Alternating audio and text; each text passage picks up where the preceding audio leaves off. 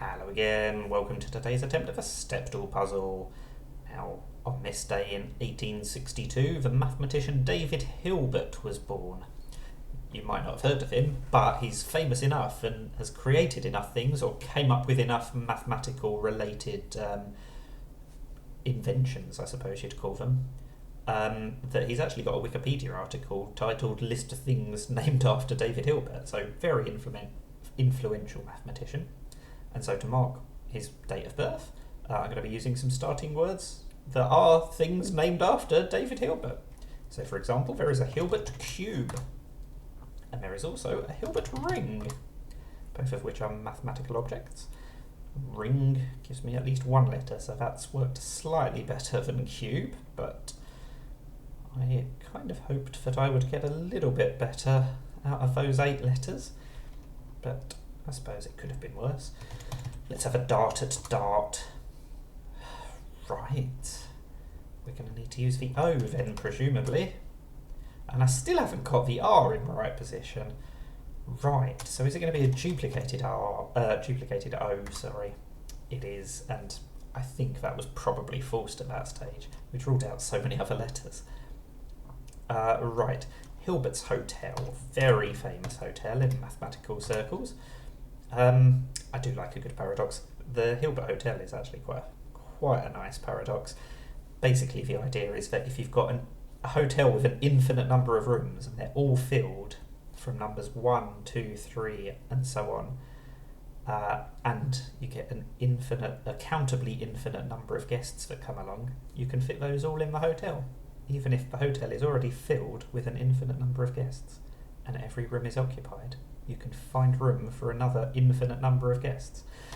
Anyway, this is a word game rather than a mathematical channel, so let's do this puzzle before I get too much more distracted.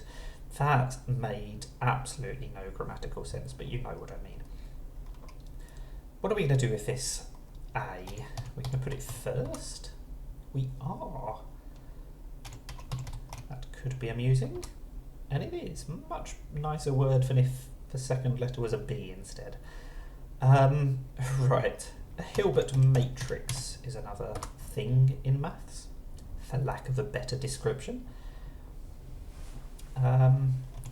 Let's try to detach ourselves from all this mathematical talk and try and solve these puzzles.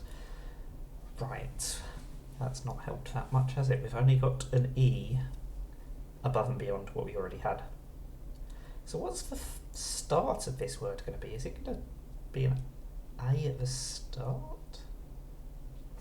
Let's try a double T. I don't like duplicating letters, but I can't think of too many other things that this could be. And it is a double T, so I'm glad I went for that. But I'm still nowhere near working out what the end of this word is. Is it going to be a tripled T? Is it going to be a test? Wow, that could have been really difficult. I'm glad I got the T so quickly. And we will end with a Hilbert algebra. That's worked out quite nicely. I was not expecting great things from the B, but we've got one. So that really should help us fly through this puzzle. But of course, no guarantee that that'll be the case. What's the ending of this word going to be? I always say that. A-R-Y? A-R-T? There's no reason why the A has to be 5th, but it feels like quite a likely place for it. So let's try bollard. Oh, the B is not even first. Right. It's going to start with an L, because the L can't be 2nd, 3rd, 4th, 5th or 6th, and it's probably not last. So given that it starts with an L, it's looking very much like it's going to be library, and it is. So we had a hotel earlier, and we've ended with a library. And we got better as we went along. 5, 4, 4, 3. Very steppy pattern for the Stepdle today. So that is the Stepdle puzzle. Thank you for watching, and now go and stay in an infinite hotel. Bye for now.